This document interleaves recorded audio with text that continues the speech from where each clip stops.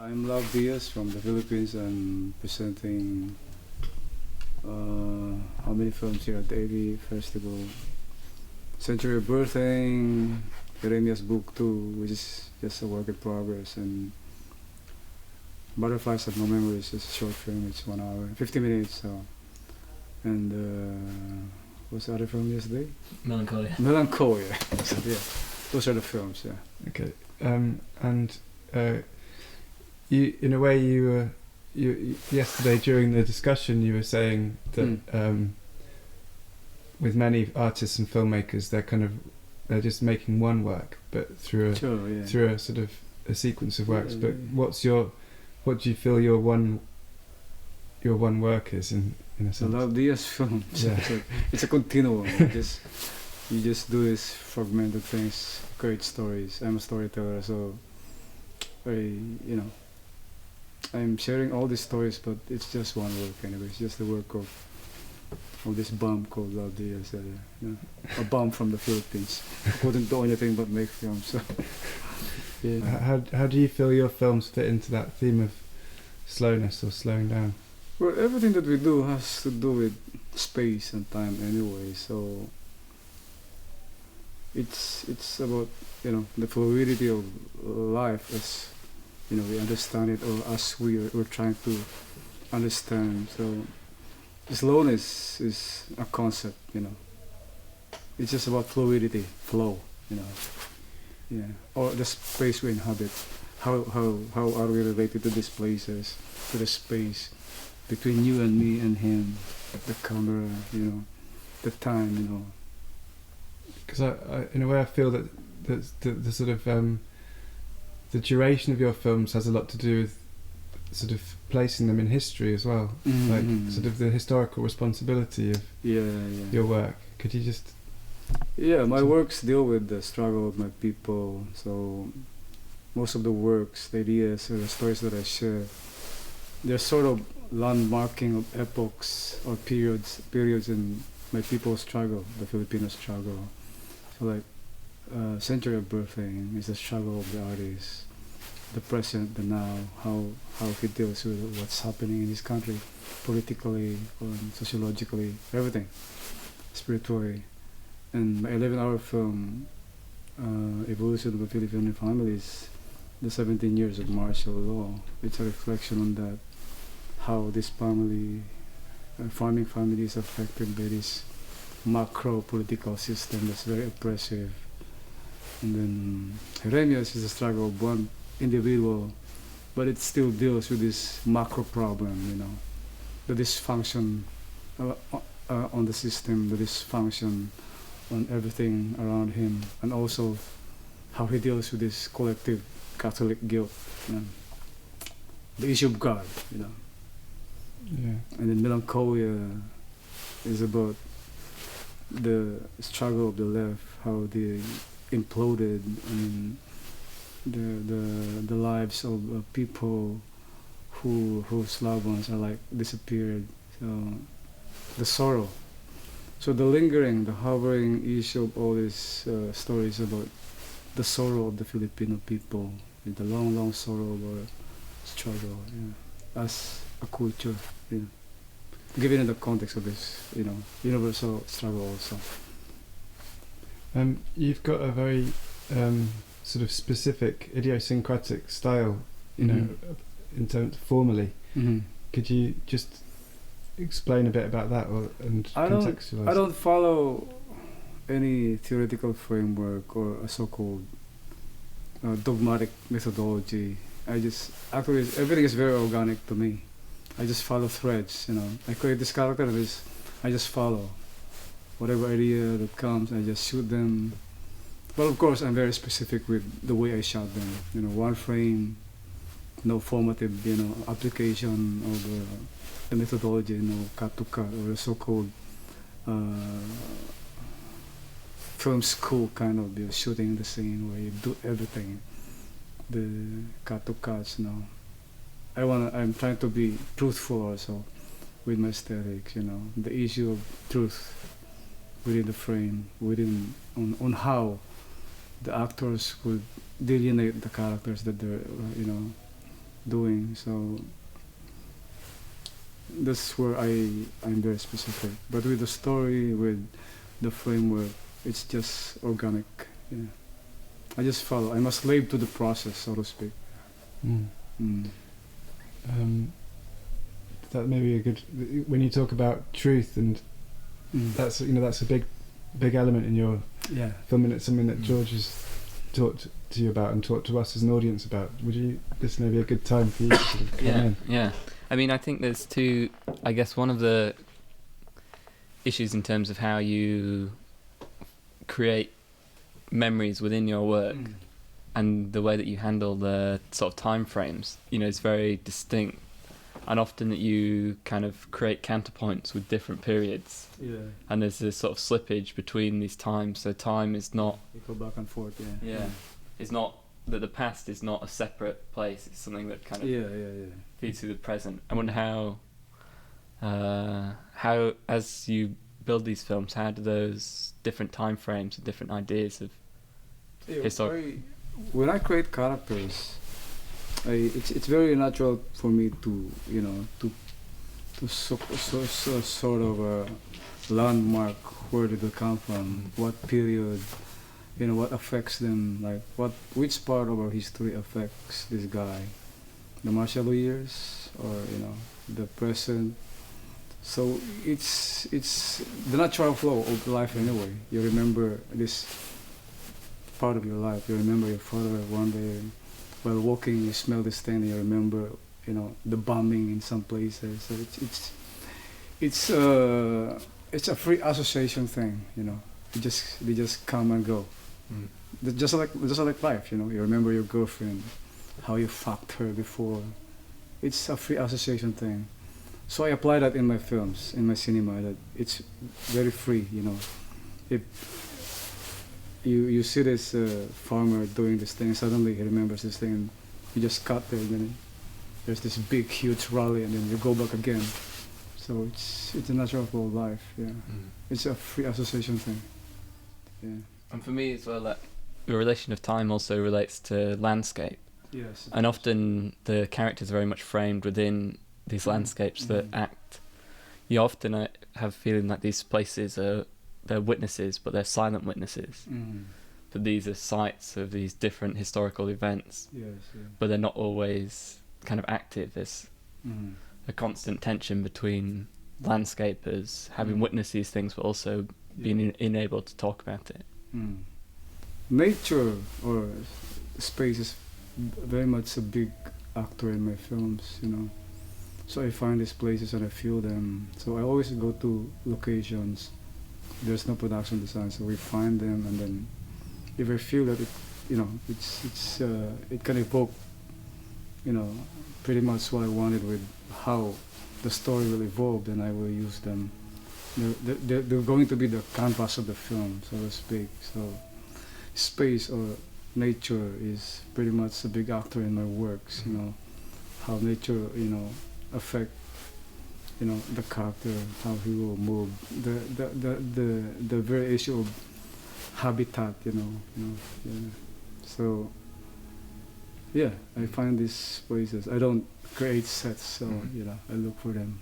And how does your notion of time also relate to notions of space, in particular in the Philippines, where it's a country made up out of many islands? And there's this separation, geographic separation. I am always trying to represent, the very, how we Malays, Filipinos, relate to this so-called time and space. We're more governed by space, the Malay people. So our lives are more governed by space. We don't have, a very, very, particular concept of time before. Our issue of time is the sun setting, the moon, going up, or the tree, growing. That's time, but we call it panahon, which means governed by nature. So it's space. It's all about this free space, So time and space, they're the one, time and space, in the Malay perspective of, the Malay concept of time, But you've also got this respect for the moment as well, the present moment and the contingency of the moment, like, particularly in terms of what's not in the frame. Well, I mean, also in what's in the frame, but you include sound and sounds, particularly from outside of the frame. Yeah, it's also about, you know, creating a canvas where it's not just the 16.9, you know, frame that you see. So this is cinema. So beyond the frame, there's still life going on there. So that's how I see cinema. I'm struggling to create a frame where there's a semblance of reality going on, although it's just a made-up scene. But you know that, you know, you're trying to create reality, the truth. So maybe, I mean, the concept of framing in cinema for me is like, I can even close my eyes and I can see on the side that there's life going on there. Maybe there's murder. On the other side, there's the husband and wife, they're making love. On the other far end, the farmer is like tilling the land. So it's this whole canvas of the universe. And it's within that frame also, not just what you see. You look beyond, you know. That's my view of cinema. You can look beyond the frame and there's life. It's the here and now. Yeah.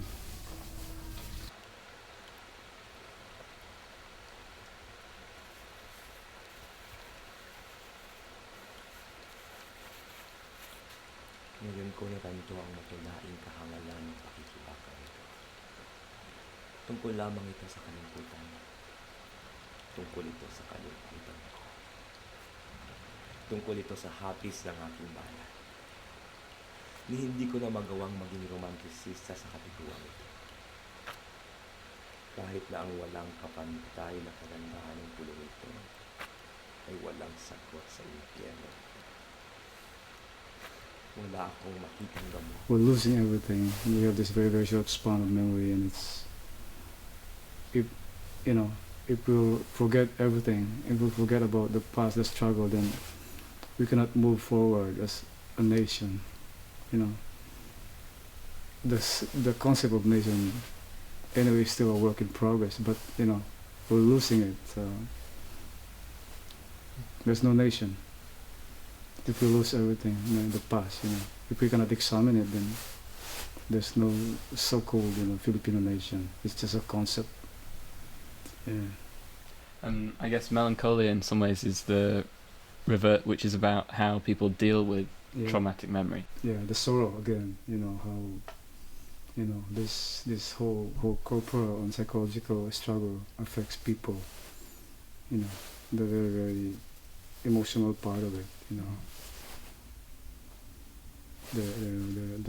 The unfathomable sadness that's created by this long history, bloody history of struggle, you know, trying to create again this so-called concept of nation.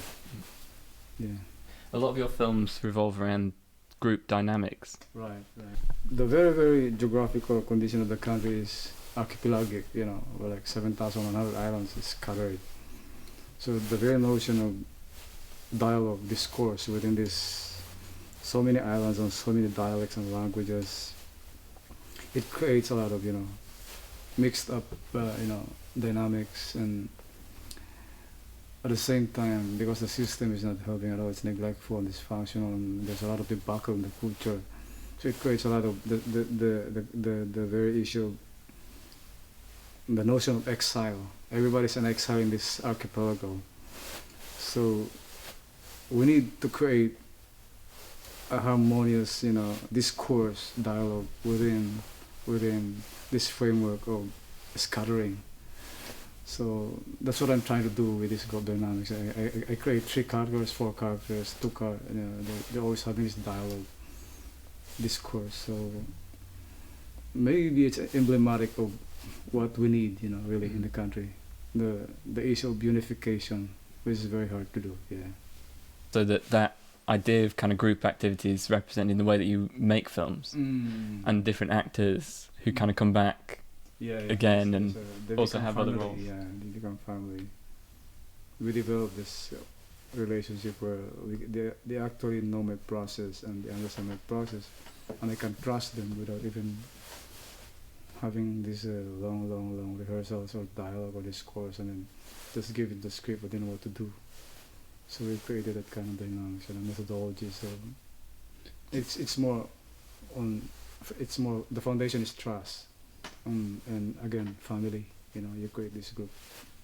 Mm-hmm. Well, but also it's I mean, because you're working with people who've been through the same experience as you in the country, you know, that's different from normal sort of industrial process of filmmaking where it's entirely different. You know, so what do you feel that the actors and the crew are bringing their sensibility to the history, to the well, it's a unified struggle to create a work that, you know, can, you know, convey what we want to do, the so-called vision, you know, the vision of creating a truthful work, and a work that can really have, that can achieve a fulfilled aesthetic, so to speak. Yeah, I think it's achievable within that kind of framework.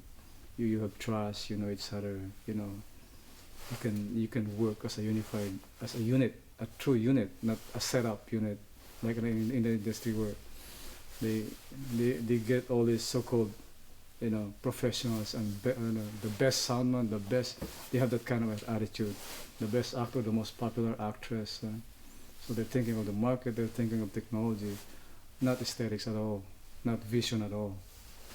But for this kind of dynamics within the framework of the independent scene, or a lot of the marginalized kind of filmmaking, so you create a truly unified group where you can actually achieve an aesthetic that is truthful. Yeah. And that truth is extended to that participation. So one of the things that striking that you said about the fact that you'd show actors the frame with which they inhibit. Yeah, you always, the issue of trust, and you know, you can always tell them, you check the frame and you know what to do. It's at some point it's just instructional, you know, give them the script and tell them, hey, you can move around this place, and then at this point maybe, you know, if you wanna cry, you cry, or maybe you get out of the frame, it's okay. You come back again. It's like so you create this whole harmonious, you know, working system, a setup that's really clear for everybody, you know. The actor can have his freedom, and the truth of acting becomes very real to him. You cannot distract him by doing all this cut to cuts, you know, doing the close-up. I'm not saying that it's not valid. The montage and the cut to cut is a valid exercise in cinema. It's just my methodology, but that's what I'm saying. Yeah. And how does also this unit also relate to broader kind of film culture in the Philippines, and your relationship to other kind of directors and the sort of scene there? Maybe it'd be good to. Yeah, there's a dynamic independent scene now in the country. There are a lot of young people doing things, and well, they look at me as one huge influence to them also. So yeah, that kind of influence, you know, affects their methodology, their kind of filmmaking also. But also, you know, there's the issue always of how are they committed to this process. I don't know them well. So the issue of doing the crossover to the commercial side is very tempting to a lot of people, you know, because there are a lot of beautiful girls out there, you know. There are a lot of, you know, there's money. The issue of money is very tempting to them. So yeah, it's a struggle. Yeah. And I guess in some ways your career, because you had this experience within the studio system and then made a break, whereas this younger generation that came up more out of this emergent independent culture. One, I'm just the last 3 years alone, there's this surge in Philippine independent scene, but it was just shocking that in these last 2 years, a lot of these, you know, promising young filmmakers, they're working with the system now. So it's like So you don't know what's gonna happen. They started well, but now they're part of the system. So and some of course maintain the so-called purity within the framework of a vision as an independent unit, but it's shocking to see people go and work with the system. So yeah, you don't know. It's the issue is commitment always. How committed an artist to his craft or vision. But there's no judgment. It's their choice anyway. It's their, it's just always a choice. You can work there. It's okay. If you can fuck a lot of women, go. If you want a lot of Mercedes Benzes, go. But then, what's your role? What's your responsibility to our struggle as a culture, as a people?